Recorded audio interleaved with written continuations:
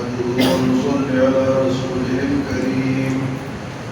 أما بعد فأعوذ بالله من الشيطان الرجيم. بسم الله الرحمن الرحيم.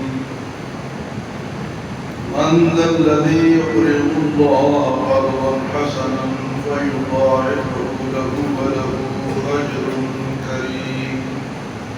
يوم ترى المؤمنين والمؤمنات يسعى نورهم بين أيديهم وبأيمانهم بشراكم اليوم جنات تجري من تحتها الأنهار خالدين فيها ذلك هو الفوز العظيم. يوم يقول المنافقون والمنافقات للذين آمنوا نقتبس من نوركم قيل ارجعوا وراءكم فالتمسوا نورا وضرب بينهم بسور له باب باطنه فيه الرحمة وظاهره من قبله العذاب.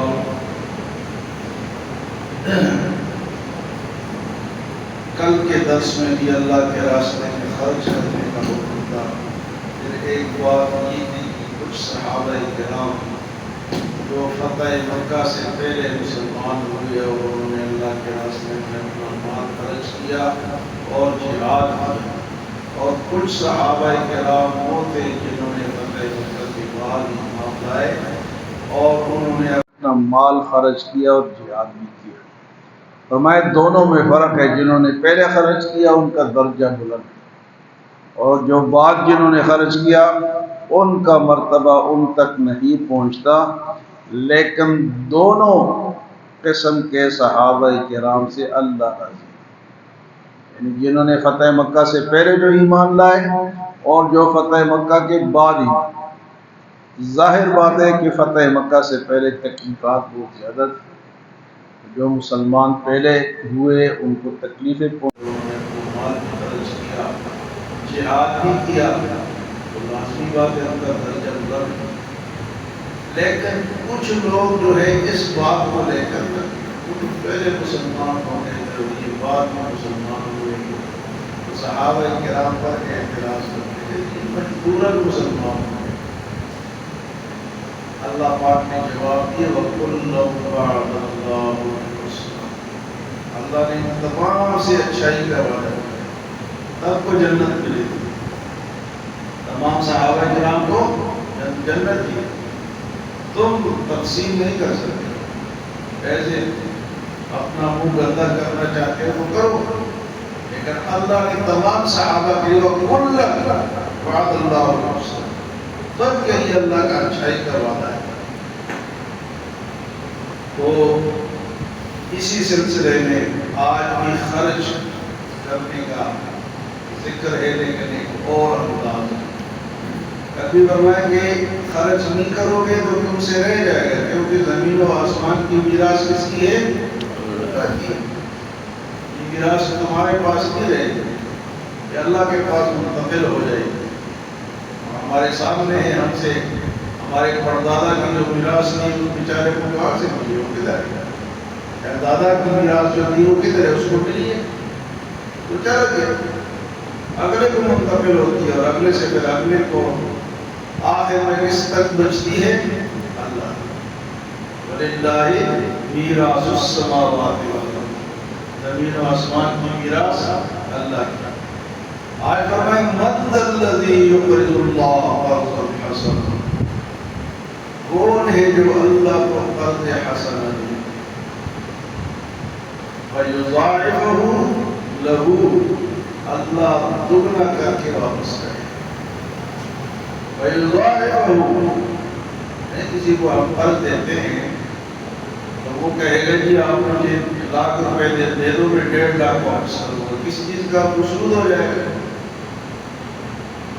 ہم تو کسی سے زیادہ پیسے نہیں لے سکتے، لیکن اللہ دے گا اور وہ اس صورت میں دے گا کہ اس انسان کے لیے بخششوں کی درجات بلند ہوں گے. اللہ کو قرض کی ضرورت نہیں ہے. اللہ ہمارے کون ہے جو اللہ کو قرض دے؟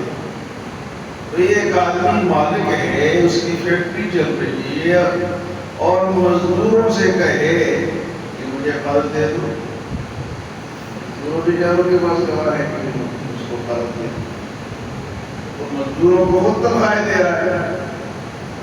اب ہمارے پاس مال اللہ کا ہے، اللہ کہتے ہیں مجھے قرض دو، تو قرض اللہ نہیں مانگا، فرمایا کہ ابھی خرچ کرو، تو فرمایا کیا مطلب فَيُضَاعِفُ ڈبل ٹرپل تمہیں ملے گا۔ اور ساتھ ہی بھی فرمایا کہ لہو وَلَهُ أَجْرٌ كَرِيمٌ، اجر عزت والا اجر، ایسا اجر جس میں اس کی عزت بڑی بڑی۔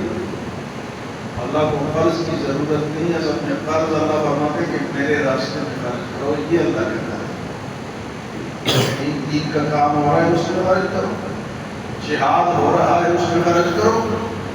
یہ جو فلسطین مار کھا رہا ہے تو مسلمانوں نے مار خرچ نہیں کیا نا، یہ اللہ کا راستہ تھا نا، خرچ کرتے ہیں تو اس کا نہیں جاتا۔ اب اپنے معاہدے کے لیے تو یہ جناب بڑے معاہدے کر رہے ہیں، اور جناب ہم آپ کو یہ دیں گے، آپ کو یہ دیں گے، تو وہ مسلمان نہیں دیں، ان پر خرچ کرتے نا اپنا مال۔ تو اللہ کو قرض دینے کا مطلب ہے کہ اللہ کے راستے میں کہیں جہاد ہو رہا ہے وہاں خرچ کرو، حتیٰ کہ اسلامی نظام کے نفاذ کے لیے بھی خرچ کرنا اللہ کو قرض دینا ہے۔ اسلامی نظام کے نفاذ کے لیے خرچ کس طرح کرو گے کہ آپ ایسے لوگوں کو سپورٹ کرو گے جو اللہ کا نظام ہر اسلامی ملک میں نافذ کر سکے۔ تو جی ہماری سیاسی پارٹیاں ہوتی ہیں، کہتے ہیں جی علیم خان کو وزیر بنا دیا، علیم خان کو وزیر اس لیے بنایا کہ وہ پھر دے گا، تو رشوت ہے نا۔ ہاں ہم اس طرح کسی بندے پہ خرچ کریں کہ وہ کوئی صحیح بادشاہ آدمی ہو، عالم ہو، اور وہ اسلامی نظام نافذ کرے، تو اس پہ ہم خرچ کریں گے تو اللہ کو قرض دیں، کیونکہ اللہ کے نظام کے لیے ہم اس کو خرچ کر رہے ہیں۔ کبھی ہم نے یہ تو نہیں سوچا اللہ کا نظام آج تک قائم کیوں نہیں ہو سکتا، اس میں ہماری کمزوری، پارٹیوں کی کمزوری بات پہلی ہماری کمزوری۔ تو اللہ کے راستے میں خرچ کرنے کا مطلب ہے کہ اللہ کو ہم کیا دے رہے ہیں، قرض حسنہ دے رہے ہیں۔ اور اللہ پاک اتنا بڑا ہے اور اتنا فیاض ہے، اتنا سخی ہے، فرمایا کہ تم ڈرو نہیں، فَيُضَاعِفُهُ لَهُ، بڑھ چڑھ کر تمہیں میں دوں گا، وَلَهُ أَجْرٌ كَرِيمٌ، اور بہت خوبصورت عزت والا اجر بھی دوں گا۔ لیکن قرضہ واپس کر دیا نہیں، اس کے لیے جناب جنت بھی اللہ ہے۔ اس کے بعد یوم تری المؤمنین والمؤمنات، قیامت کا دن ہوگا، تم دیکھو گے ایمان والوں، ایمان والے مردوں کو، ایمان والی عورتوں کو۔ یوم تری، جس دن تم دیکھو گے، المؤمنین، مومن مردوں کو، والمؤمنات، اور مومن عورتوں کو، یسعی نورهم بین ایدیہم وبأیمانہم، ان کے آگے آگے ان کا نور دوڑ رہا ہوگا، ان کی روشنی دوڑ رہی ہوگی، ایمان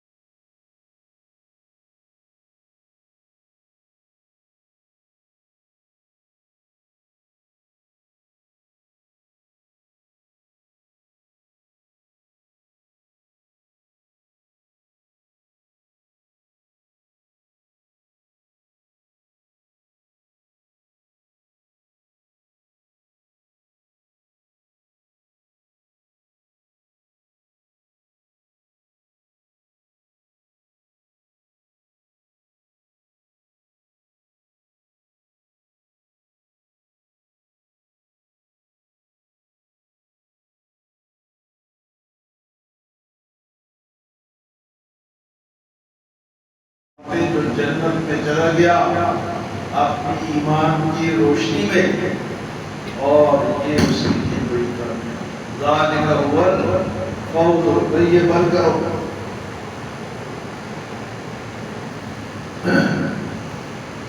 ادھر آؤ، اس کے اندر آواز آ، ذالک هو الفوز العظیم، یہ بڑی کامیابی۔ اچھا جی، یہ جو ایمان کا نور ہوگا، روشنی ہوگی، یہ تو خالص مسلمانوں کے لیے، کچھ منافق ٹائپ مسلمان کے لیے ہے یا نہیں؟ تو ان کا کیا انجام ہوگا؟ خالص دیکھیں، یہ بات میں نے آپ کو کئی دفعہ بتائی ہے کہ کسی بھی عمل کی قبولیت کے لیے تین شرطیں ہیں۔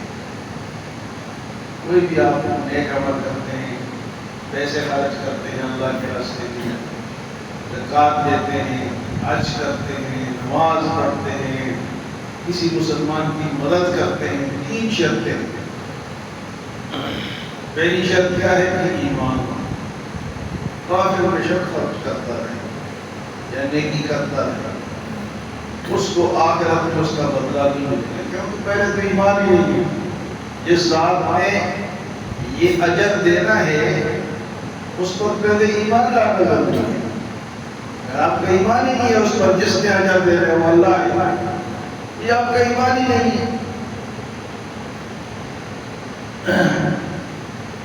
تو پہلی شرط کیا ہے؟ دوسری شرط کیا ہے؟ آپ لوگ بھول گئے، عمل خالص ہونا چاہیے۔ خالص ہونا، بزرگوں کو یاد ہے، آپ ہم بھول گئے۔ عمل خالص ہونا، خالص کا مطلب اللہ کی، خالص کا کیا مطلب ہے؟ اب ہم ایک چھوٹی سی مثال میں اور ہم سب آپ آئیں یا میں یہاں درس دے رہا ہوں اور میں کہوں کہ لوگ آپ لوگ مجھے بڑا اچھا سمجھیں گے اور بڑی تعریف کریں گے، قاری صاحب نے بڑی اچھی باتیں کی ہیں، اور میں اس پہ فخر کروں تو میرا اخلاص ختم، میرا اخلاص اللہ کے لیے، جو کچھ کرو کس کے لیے کرو؟ اللہ کے لیے۔ اور تیسری شرط یہ ہے کہ وہ جو کام ہے وہ سنت کے مطابق۔ اگر آپ بدعت کریں گے نا، آپ صبح سے شام تک جلوس نکالے، روڈوں پہ کریں، جلسے کریں، جلوس کریں، لیکن اگر وہ سنت نہیں ہے تو بدعت ہے، تو اس کا ثواب آپ کو، بلکہ بدعتی شخص جو ہے نا، اس کو توبہ کی توفیق بھی نہیں ملتی۔ وجہ کیا ہے؟ وہ بدعت کو ثواب سمجھ کے کرتا ہے۔ بدعت جتنی بھی ہے، خرافات جتنی بھی ہم نے دین میں شامل کیے ہیں، تو ہم کیا کریں گے؟ یار بڑا ثواب کا کام ہے، مثلا اجتماع ہوتا ہے، رائے بیٹھے، یہ ایک نیا کام ہے، لیکن اس کو ضروری سمجھنا یہ غلط ہے۔ وہاں جو مسلمان جا سکتے ہیں وہ جائیں۔